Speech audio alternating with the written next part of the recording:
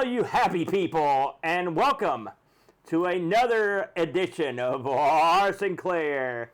It's the zany look from two West Virginians at this beloved ZX Spectrum.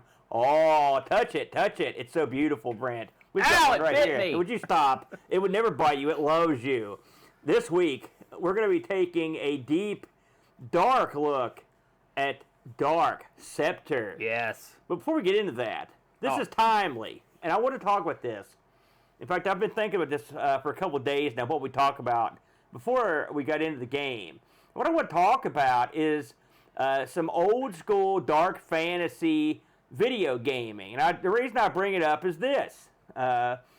Just one night ago, I played my very first round of Baldur's Gate 3 on the PC. Never played it, and I didn't like Baldur's Gate 1 or 2. I didn't get into them. And of course, I don't think this has that much to do with the first two, but maybe it does. I don't know.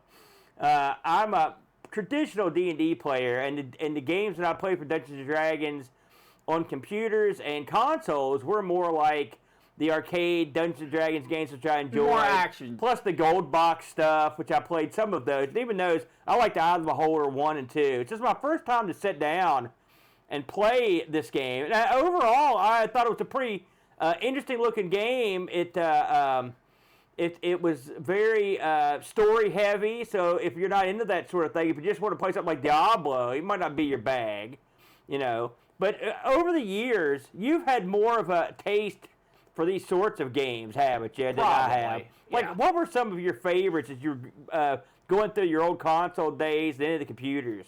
Well, much like yourself, I played a lot more action-oriented ones. I played Bard's Tale. I've been through those games. Really? Not to completion. You played it? What? You really? I did not know that. What? Do you have a favorite amongst them? I don't. Dude, this was. Did you actually get well into them? Nah, I don't remember. Me and Boat played Bard's Tale on the Amiga, and it was real tough to get into. I'll be honest with you. The day for that game for me had been over. There's a lot of those dungeon crawly type games. Even some of the Daggerfall, Elder Scrolls Daggerfall, was more of that old school type feel. Did you play Morrowind and then the new Elder Scrolls? Those are, I mean, yes, those are RPGs, but they're action-adventure RPGs. Yeah. Whereas, I think something like Baldur's Gate, anything that has more strategic combat than click, go, the more of the tactical feel, I enjoy those games.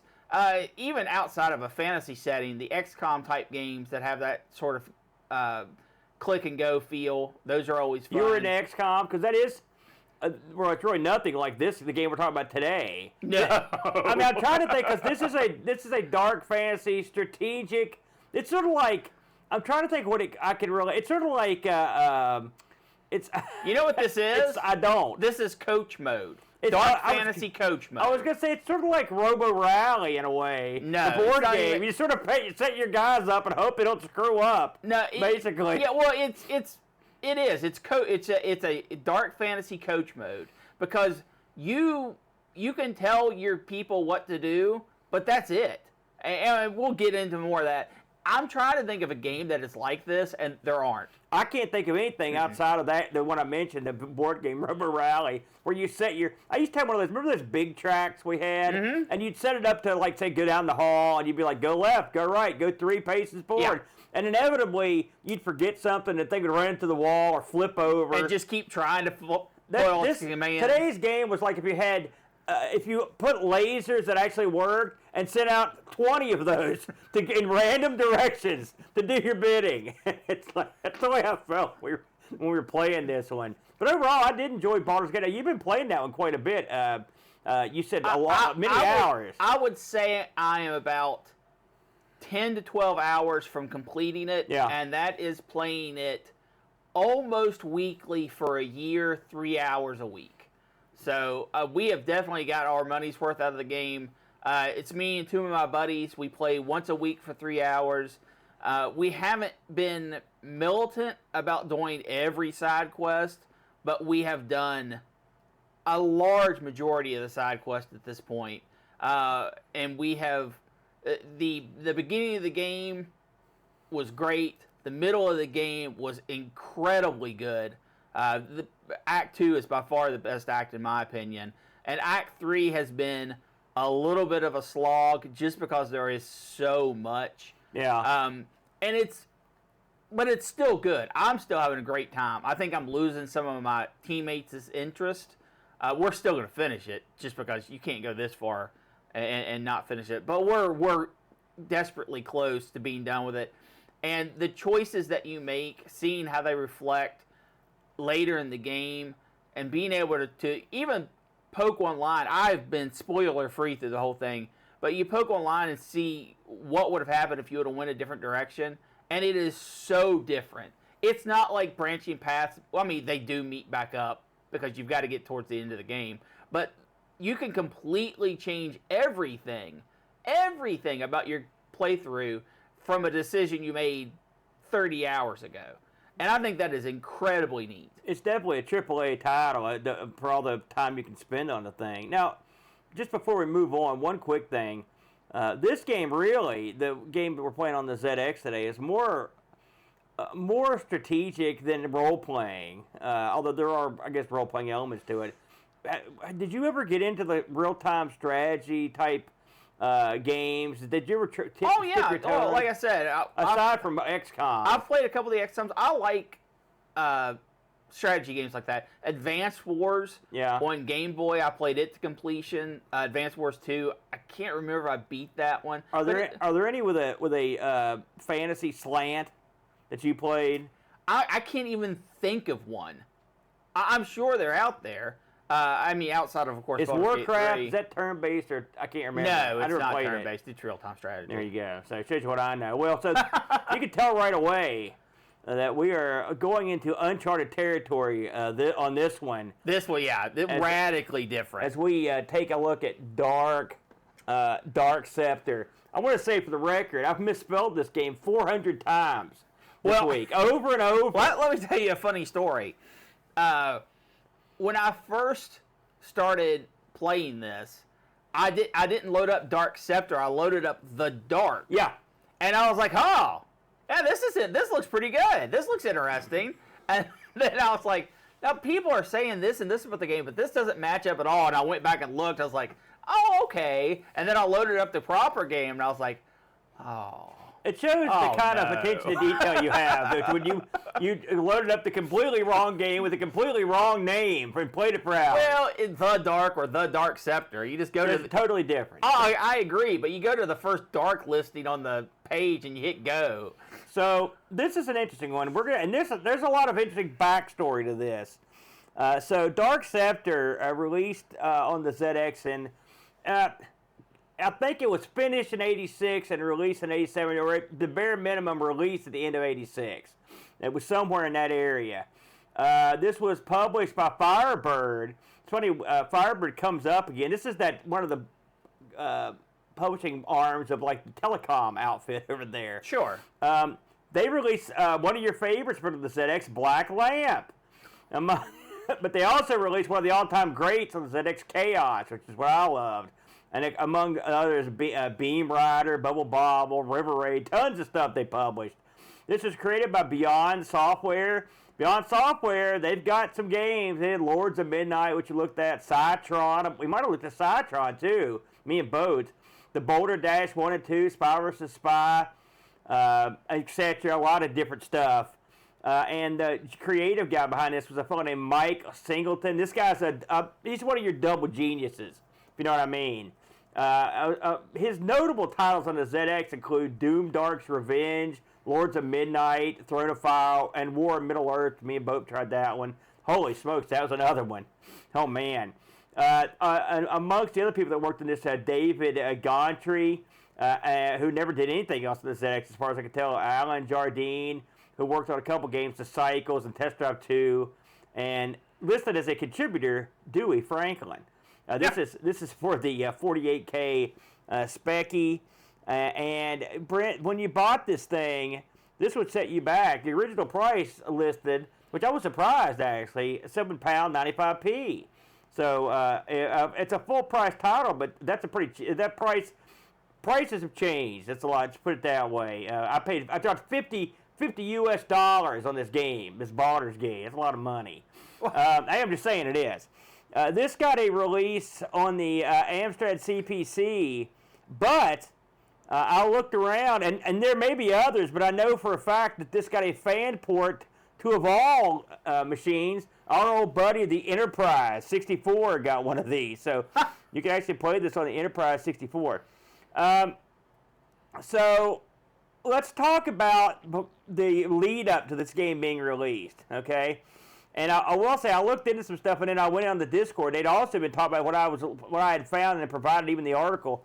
So there was an article that came out in Crash magazine in May of '86, and the article was talking about this soon-to-be-released game, Dark Scepter, and it was going to be released as 2 different games.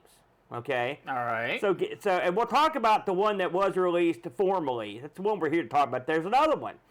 The other one was talked about as a play-by-mail game that was going to be ran by Singleton himself, the actual guy who made the game. So get this. This is straight from the Crash article, and there were advertisements too. And this actually released.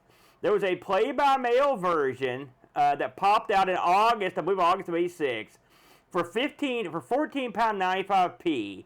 You got a kit that contained a master cartridge, an episode cartridge, 2 cartridges, a play-by-mail program, so it's a specific program just for play-by-mail. Sure. And you also get, you were going to get a copy of the single-player version, which is what we're reviewing eventually when it came out, because this came out first, an instruction manual, and coupons for 3 episodes. Because you're going to be able to play this, it's going to be a play-by-mail episodic game. And the way it worked is that you would play your game, and then you would send in, you would take your turn, okay? Right.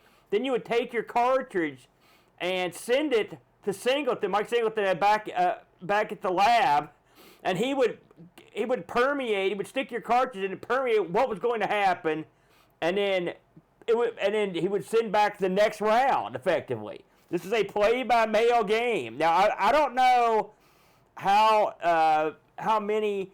First of all, no one knows exactly how many additional episodes were released. They were £1.50 for an episode, and the advertisement has a little coupon you clip out. I swear to you, and that's where you send it with your check or whatever your money. And it got talked about all over the place. The cartridge that you would record to was a ZX Microdrop cartridge, which those things are iffy to say the least. And so get this, the software allowed 2 modes of display, replay and simulation. Replay allowed the player to select a character and watch events that occurred since his last term, while simulation predicts the events in the game based on the player's orders to his warriors. So this was all mail order game. No magazines, according to everything I found, ever reviewed the mail order aspect of the game. It's not mentioned a lot, to be honest with you, aside from the ad. But I mean, it was apparently a thing. I looked around to see if anybody owned one of these. You know, I didn't see it. It's so ambitious. What? Okay, two scenarios, right? Yeah. Either no one does this except for a literal handful of people, 4 or 5 people. Right. And then you've got to keep doing and writing this kind of garbage. Yeah. Or you're a jerk, right? I'm confused. What do you mean? Who is the jerk and why is it garbage? If 4 or 5 people are doing this, right, and sending it in, and you've already promised like 5 episodes, that's a lot of extra work for not a lot of extra money. Well, he could take episodes and send them out to, let's say, 100 people paid. He would send out, he would get the micro drive in. Right, but when you first bought it, it had an episode or 2 already on it. Yeah. You'd play, you'd send it back. He would go through, simulate the results. Right. And then send it back to you. Right. And if you wanted a new episode, presumably, I guess he'd give you another main cartridge, but I'm not exactly sure how that works. But what I'm saying, that's a lot of extra processing if you've only got a handful of people doing it. Yeah. And there's no money to be made. Well, or the flip side, what if this would have became astronomically popular? Yeah. And you'd have gotten 100,000 mail-ins. From what I've read, This guy, Mike Sinclair, is a real thinker type guy.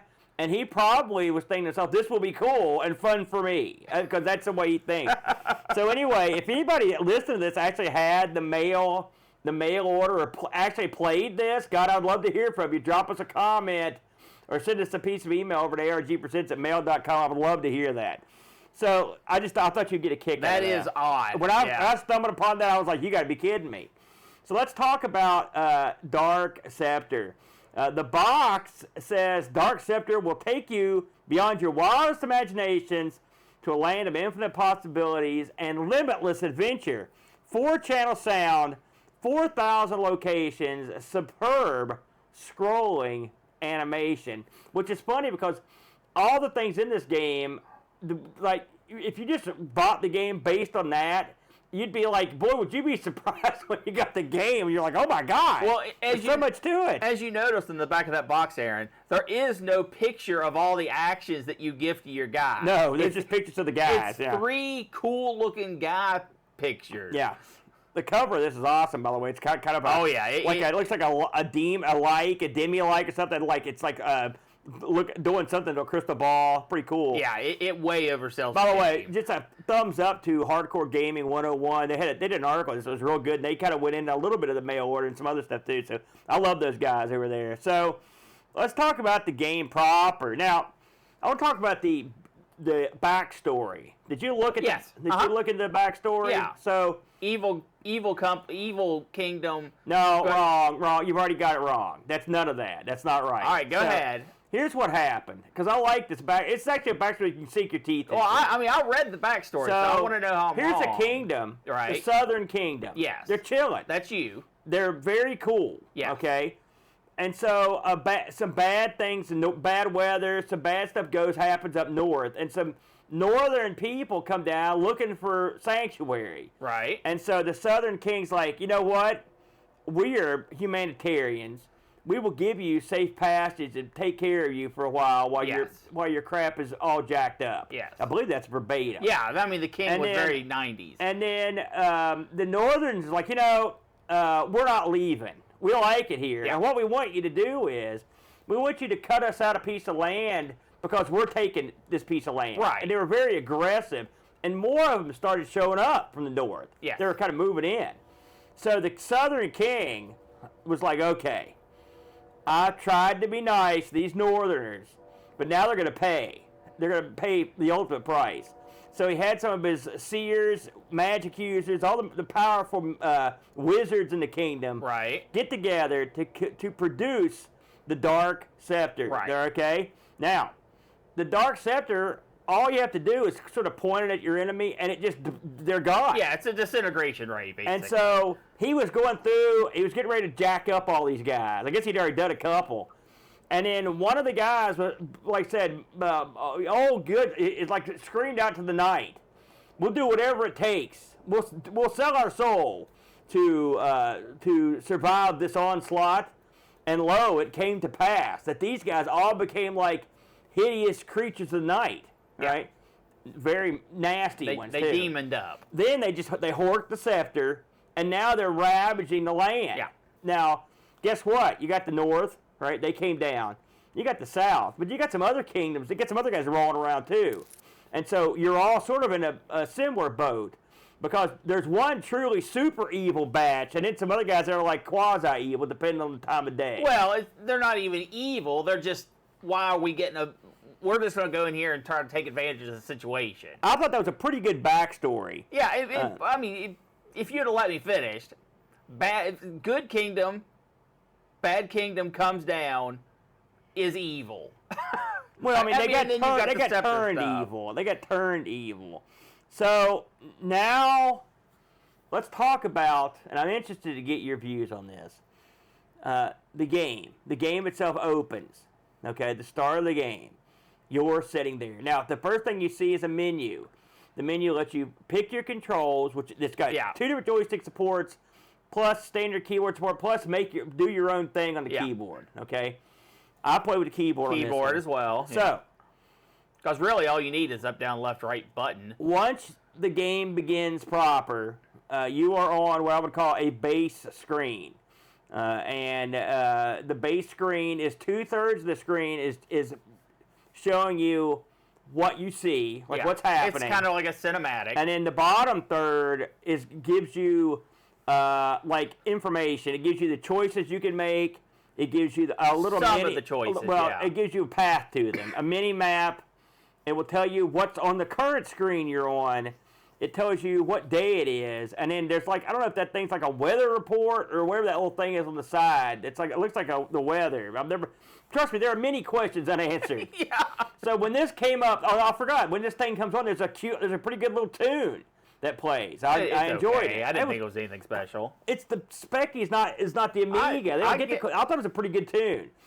So then the game starts. What did you do? Brent sent me a message, so I'm dying to hear this story. No, that was the other game. No, you did send me a message on this one too. Oh, yeah, that was way after the fact. Yeah, I loaded this up because I tried to go into all this, no manual, no research, start the game. I started the game, I chose keyboard, and then I chose where you pull up your actions, and I was like, stop. I'm going to have to go read the manual. Yeah. Because when you pull up the things you can do, there are like literally 36 possible actions to take. Yeah. And that is just a sub-menu. Some of those break down into a sub-menu, and some of them break down into a, I'm not kidding, sub-menu. It's ridiculous. Just to fill in a little gap here. So this game, and I'm going to go ahead and talk about how the game works. Okay. I made a hand gesture as if like, I don't know what I'm saying. Yeah. But I'm going to try to explain this, okay? So, you have up, down, left, right controls on the keyboard and a button press, okay? These are for everything you do. You will never swing a sword, jump, swing. You're never going to do any of that stuff. You just are issuing orders. On the main screen, that we talked about, at the bottom of the screen, you've got a thing that says watch. This is a list of what you can do on the main screen. I know, but let me get to it. There's watch, scan, check, plan, and quit. Okay, I can tell you without doubt, quit will help you leave the game. That's the one I know for sure, okay? Go do it early and often. Plan brings you to the screen that Brent spoke of. Now, when you go to that, I want you to. I'm not going to go through all 70 of these or 80. So remember, these are things these are commands you're issuing to your various legions. Okay, not groups of people, right. literal just one guy. People. All right, and now some of these I'll explain. So follow. And then, like Brent said, when you pick follow, it doesn't just follow somebody. Then it says, who do you follow? Which type of troop? Good guy, bad guy? Everybody. You get so every one of these has all those options under it. Follow, protect, stalk, harness, avoid, find, kill, bewitch, petrify, okay, curse, charm, release, threaten, challenge, persuade, bribe, join, the list goes on. Insult, befriend, okay, grab, block, wait at, roam, or wait. I mean, and I skipped a ton. Yeah, okay? That was not all of them. And again, like Brent said, if you say, for example, kill, it's going to say, who do you kill? And then there's another one. Oh, no. The first thing it's going to ask you is, who is doing the killing? Oh, no, but you say kill, you're on that guy. So you're... Well, right, you have to pick who is going to be doing the killing. Whatever screen you're on is going to be doing the killing. I'll get to that. And then it'll say, who do you want to kill? And then it'll say you can kill, it'll have a list of every conceivable person. Then it will also say, kill enemy, kill friend, kill anybody. I'm surprised kill self wasn't on there, okay? And these menus go on. Now, here's the thing, and by the way, as I describe this, I want you to understand that, I didn't figure this out in 10 minutes, or I didn't figure this out after a series of easy layup gameplay sessions. No, I really had to work at this one. So now, we've determined that you can give commands to your troops, and we'll get to the other menu stuff in a minute. When you want to switch between who you're looking at, you move left and right, okay? you'll have, 15 guys or whatever out there, and you're flipping through them. I don't think I ever had that many, but yeah, there's a lot. And and they will all be different types of troops. Now, before we get into the various troops, let's talk about the way it looks. We talked about how it's 2/3 to 1/3. Graphically, what did you think of the way that renders the various people and the backgrounds? It's fine. It gets around color clash by having a thick black outline around all of your characters. So whenever they walk in front of a background element, there is just a black, I mean, it is super thick too. Or even if you walk in front of another person, your black outline will stop you from having color clash. Usually. Well, it also keeps you, because you'll get a guy right behind another guy on the screen, and so it helps.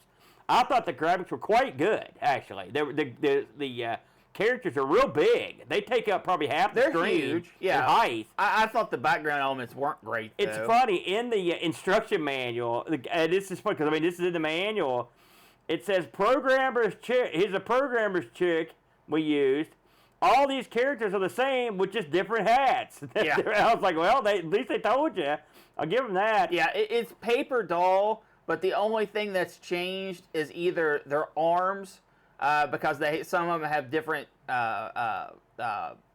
things they're holding. Oh, no, you mean they're, well, no, I don't think, according to him, nothing changes except for the heads. I could have swore my magic users didn't have swords. No, everyone's got everything. So, but I mean, it does. The heads make a big difference. You can tell. The heads are very distinguished. I thought the graphics, including some unflattering ones. That guy, okay. old pointy there. So, I would say the graphics are in the tradition of the ZX. Their backgrounds are black, but it makes the graphics pop. And there are backgrounds that are there. There's sort of like inside of a cave background, a graveyard background, like a house and some trees. It's not the best accumulation of background graphics I've ever seen, but there's 4,000 screens. Okay, so I'm going to give them a pass on that. There's a lot of repeats. So, what are you doing in this game is the next question. All right, before we get to that more menu stuff.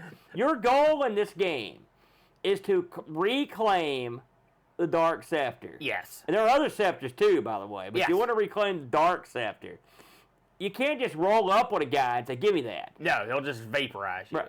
Because remember what I said, there's 4,000 different areas in the game? So let's get back to that main screen for a minute. One of the options on that will bring up the map, okay? The map is insane. If you hit scan, that's when you get the map. The map is, I mean, I will say you can tell what's going on.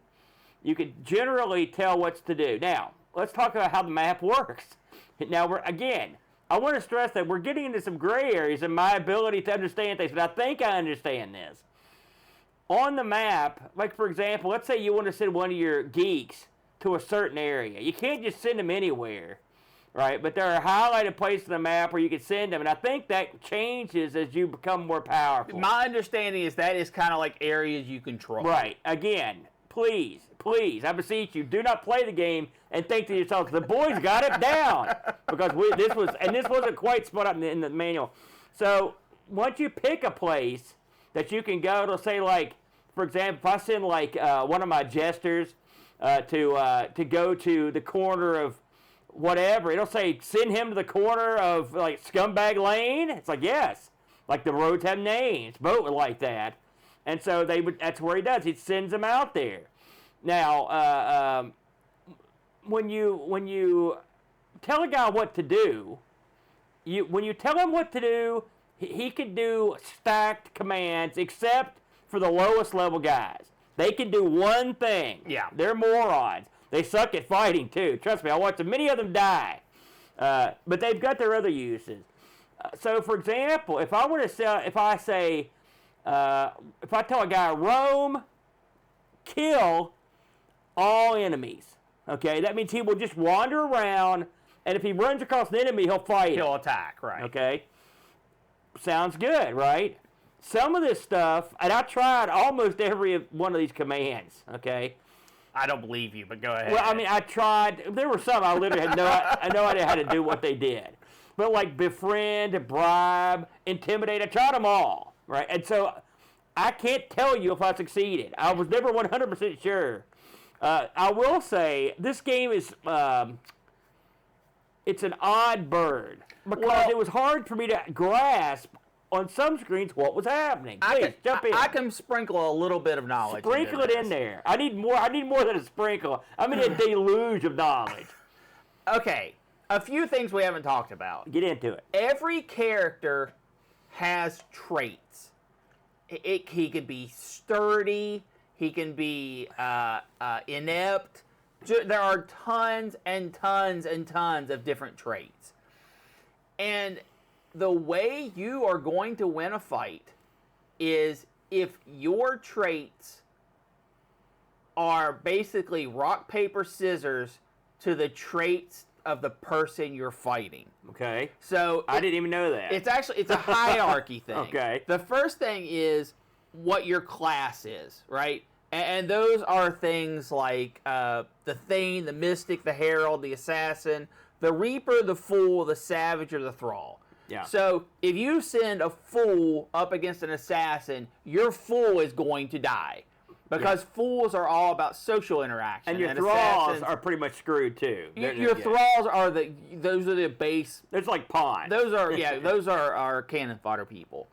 So it checks that first, okay? And then it looks at the traits of the bad guy and the traits of the good guy. And rock, paper, scissors puts them together. If you have better traits, you win the fight. If you have worse traits, you will lose the fight. If the traits are the same and you said go attack that person, you win the tie. Whoever is attacking wins the tie. There are no dice rolls. There are no random events. There are no random outcomes. It is all pre-calculated. However, the game does not tell you what beats what. You have to figure it all out on your own. How did you come up with all this? I read all about this. Okay. But the game does not tell you what beats what, and there's tons and tons of traits. Tons and tons of traits. The next thing is, even though you can issue a command like Petrify to an assassin, it won't work. Some of the commands are only good for mystics, your magic users. Right, that I figured that out. Just like some of the social commands are really only good to with your fool. Because they've got a high charisma. Yeah, a high social. Yeah. Or like befriend and stuff. I did figure that part out, yeah. So you have all of these intertwining of menu options that you have to keep track of. And then you have to, you can't beat the game. Now, I did not get anywhere in this game that I'm aware of. You got somewhere. Maybe I did great. No. I have no way of judging how well or how poorly I did. But when someone in your army dies, they dead. Yeah. In fact, you will still scroll past where they died. That's one of the good things, at least where you can still see in that area. That's one thing they give you. Even though they're dead. The next thing is, you can befriend enemies. You can actually bring them onto your side, basically. Not the main enemy, though. No. The other. So there are other factions. There are other factions. I think there's like 6. Let me find it here. Go ahead, keep going. I'll find it out here. Your main goal is to find the Scepter. 6. Yeah, 6 not counting yourself. And basically, one of the classes is powerful enough, if he has the right attributes, to attack the person who is guarding the Scepter for the bad guys, that you can win the fight. If you lose your Mega Guy, from my understanding, unless you somehow recruit another Mega Guy, you're going to lose. Because you can't beat the last fight. if you ever hear, because you have to play with your sound on, if you ever hear yeah. weapon clashing, that means there is a fight taking place. There will never be, no matter where your guys are, no matter how they're lined up, there will never be more than one fight at a time, and there will never be more than a one-on-one. But they'll be ready to go. Now, you might have a conga line waiting to beat up that guy, and that's bad. You don't want that because eventually you're going to get clashes, and he's going to die. Unless you've got good matchups, I guess. Right. I will say this, speaking of combat, don't do what I did for the first, 2 hours. When I heard a battle, I would start flipping through the screens trying to find the battle. When all you have to do is just click watch off the main screen, and it'll just go to the battle. And it'll go to the I didn't know that until well in. Then I was like, because I didn't know what watch did. I didn't know what any of this stuff did because there were so many commands. But yeah, and the battles actually, this is not Errol Flynn. No. But, they are battling. They're having, double knife fights. Yes. And eventually, one guy will stab the other guy in the face. Yes. That's usually how it goes down. And then the one guy that gets stabbed in the face is done. Yes. It's a one and done, son. It's like real life. You get stabbed in the face, you're down. So every once in a while, you'll see an upset, too. Because I've had a Thrall beat a better guy, and I'm always surprised. Again, there's never randomness. It's all about your quality because there's no dice rolling behind the scene. It's all predetermined. Is this a good game? I don't know. This would literally take hours upon hours of experimenting. If you played it without just going on it and finding a walkthrough or something. I left it on because I forgot I was playing it. I walked away, and it sat there, and it was when I came back, the game was still around, and it was hours later. And because stuff happens, there's stuff going on. It's a very, you can get someone come up and whack you right when you start the game, depending on where things are at, or you can wander around for a while before you find anybody. Yeah. If you are playing this for an action-packed experience, you're wrong. Because that is not what this game is. This is, like I said in the beginning, you are coach. You tell them, attack that guy, and you can even tell them you want a pass play or a run play, a magic or an attack, but that's it. You can't do anything once they're in combat. I thought about what this is sort of like now. Okay. Remember that old game from the PC called Dungeon Master? Yes. This nothing like that. No, it is. You send your goofs out and you tell them what to do, and they do it. They're sitting there. I'm listening. I'm grasping here. This game's pretty unique among games. If you're grasping at straws, I will agree. That's what it's like. So I want to make sure everybody understands this. There are, aside from yourself and the ultra evil crew, there are 6 other crews of various colors. Okay. Yes. There are also 8 different types of warriors, okay? Yeah. 8. Yeah, that's all right, and each one of them has their strengths and weaknesses. Then there was 36 different commands you can send that branch into sub-commands, okay? We're not even getting into acquiring the other items or all the commands that I don't understand. I would love to get into them, but I don't know. I don't understand them. Too dumb. So you've got one heck of a crazy game that is going to take probably more than a week to get your head around. This is a tough one to wrap your head around. So the big question is, like you mentioned, is this a good game? I think it is. I think there's probably a brilliant game under this. I just think that I'm too... this is going to take a lot. It's just the old school way. It's something that takes a long time to master. And I'm sure I've seen playthroughs where people were flipping through this thing. And I was just like, my God, what's happening? Well, I didn't know what was happening. The walkthrough playthrough of this is 2 hours. Yeah, and you can't watch it. No, because it's just madness. It's kinetic as heck. I will also say now, I tried this on my ZX that Scoob got me, the ZX Next, and I also played this in a browser. And both of them were clunky. Like I would say the keyboard commands were not snappy. Well, they store your cache.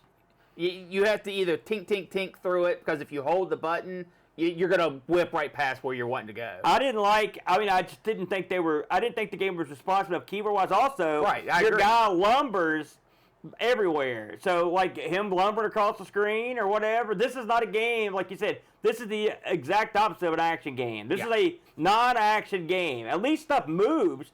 But I got to some areas where, like, I would just have a group of guys that did nothing. Yeah. And I couldn't get my guy to do anything. And I would look at his, because you can look at their, amongst the things you can do is look at their statistics, look at their condition. He was totally fine. So I don't know why that happened. It happened on both. Did you ever have that happen? I had a screen full of bad guys. I had the bad guys too. Like, what's happened? I don't know. I don't know. I can't answer that. You know? This is, you know, you said this takes a long time to master. No, this takes a long time to apprenticeship. You have to, you cannot open this game for 10 minutes and walk away with any kind of understanding what's going on. In fact, I feel fairly confident. I played this for about an hour. I still don't know what's going on. And that's after reading the manual. Yeah. That's after watching walkthroughs. The manual was intentionally vague. Yes. I read, why? Why? Don't do that. Make it intentionally not vague. And none of that is to say that this is a bad game. That is all to say that I do not have, and this is one of the rare times where I can say this with confidence, I do not have the time, and I certainly do not have the will to figure out everything that this game wants me to figure out. Yeah, and the thing is, you mentioned something earlier. I didn't know how I was doing. I felt like I was doing pretty good, but it's hard to even pick matchups or anything. You can't, I tried to get guys on my side. Sometimes I could get away, but it was bizarre. Why did guys stop moving?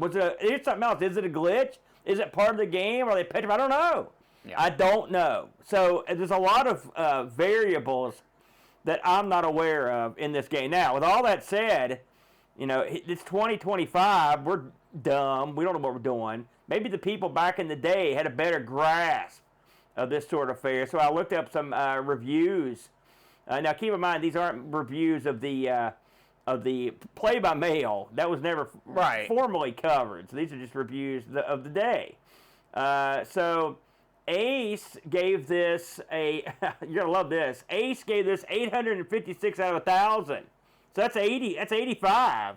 Crash gave it an 88. Sinclair user, 10 out of 10. The Games Machine, 90%. And Your Sinclair gave it 9 out of 10. This also got a Sinclair User Classic award and was the Your Sinclair Mega Game as well in Your Sinclair. So it was well received, to say the least, the Brent.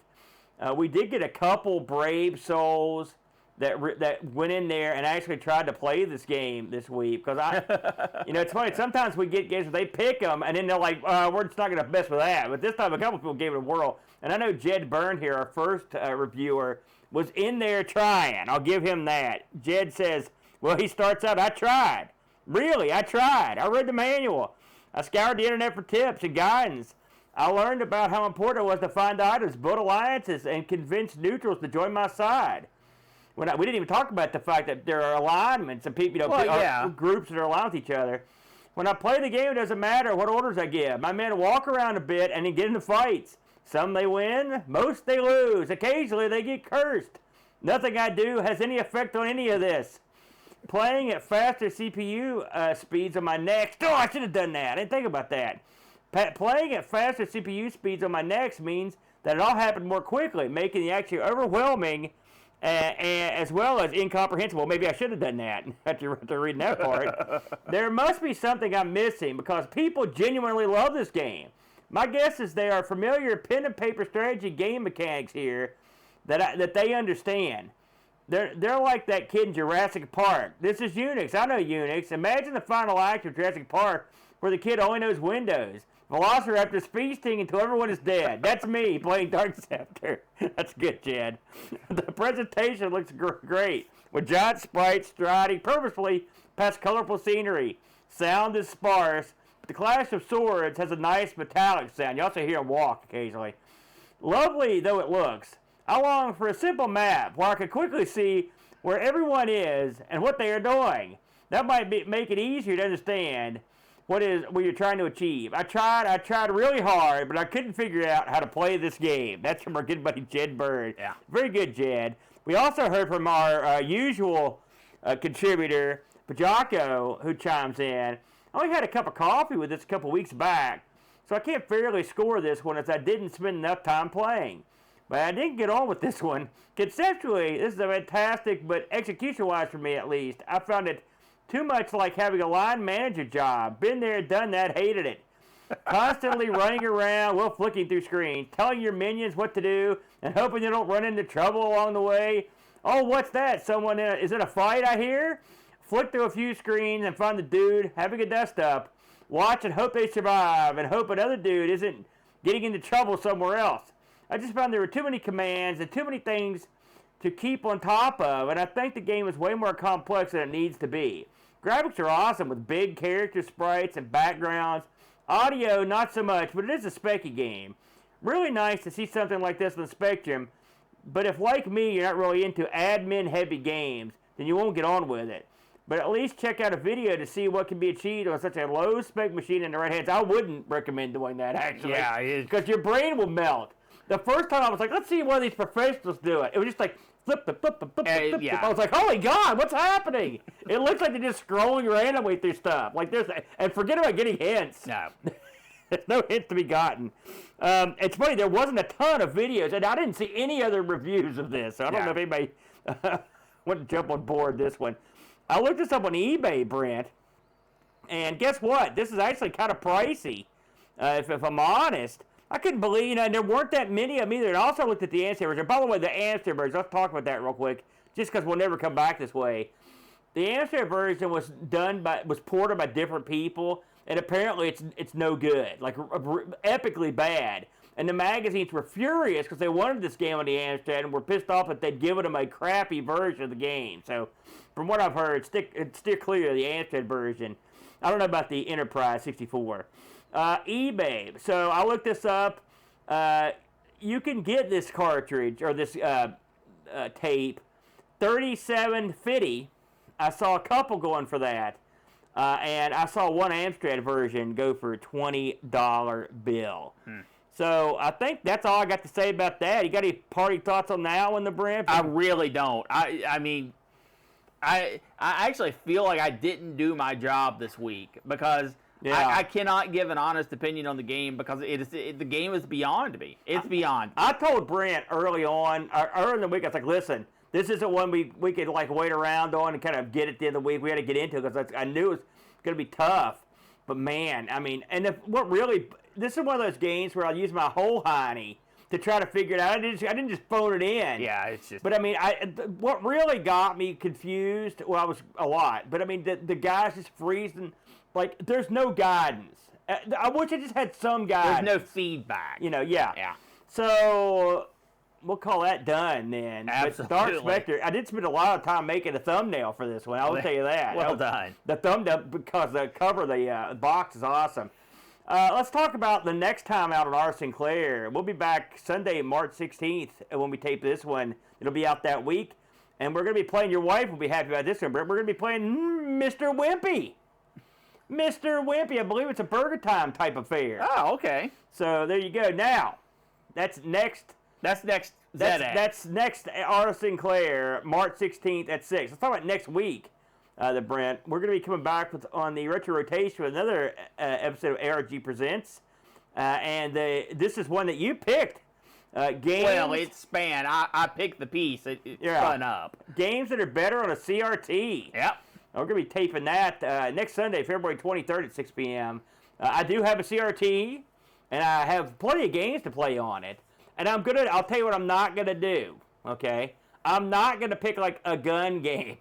Yeah, no. Because that's too obvious. Yeah. But I've got a few games in mind to try on the CRT, so that should be a lot of fun. And I will say, if you missed last week's ARG Presents, if you haven't caught it, we had a lot of fun with shows. It was games based on game shows. Yeah, that was a whole load of laughs. Good time on that one. Again, we'll be back next Sunday at 6 p.m. Eastern Standard Time. I don't think we've got any major announcement. Once again, because we don't do this stuff, I want to thank all the patrons that have supported us over the years. The Retro Rotation. We appreciate that, and we hope you're enjoying what we're doing. We appreciate the loot And we hope you'll stick around because I think we're going to have a good year. Also, Brent, I want to thank everyone who helped push our YouTube channel over the 8,000 subscriber marks, 8K. I remember when we first started this channel, me and the boat. I remember the first day we had any subscribers. We were pretty surprised. I remember when we got to 100, we did a little dance. Like, we couldn't believe we'd made triple digits. So here we are near the precipice of getting a 10K, somewhere down the line, which that is a miracle amount of subs. So we appreciate everybody that is subbing. If you haven't subbed, wander over there and sub it up, brother. We'd appreciate it. Well, you have to say subscribe or the little I don't have to say flash. nothing. These people know. Well, yeah. The thing is, people know about subscriptions, flash. but I never have pushed it because I always find that irritating when I listen to these things. Every once in a while, you throw that out there. That's all we got. Well, if we're gonna go ahead and annoy everyone this week, so we don't have to do it again for a while. Yeah. Also, rate the podcast. If you're listening to this on podcast, get out there on that Apple or what's it called now? It's not iTunes anymore. Man. Apple Music or the Spotify and give us some story do's and write us a review. Okay, no more annoyance. Well, I got more. Oh God. We'll take any of your email suggestions at argpresents@mail.com. So if you've got wheel piece suggestions, we'll talk about Brent's hat, talk about how handsome I am, any of these things. If you want to badmouth the Brent, that's dandy. argpresents@mail.com, your one-stop shop for getting in touch with us. That's all. We're out of here. Any last words to Brent? Nope. All righty, we'll see you next week for games that look better on CRTs. Until then, get some Spectrum in, brother. Bam. And press play.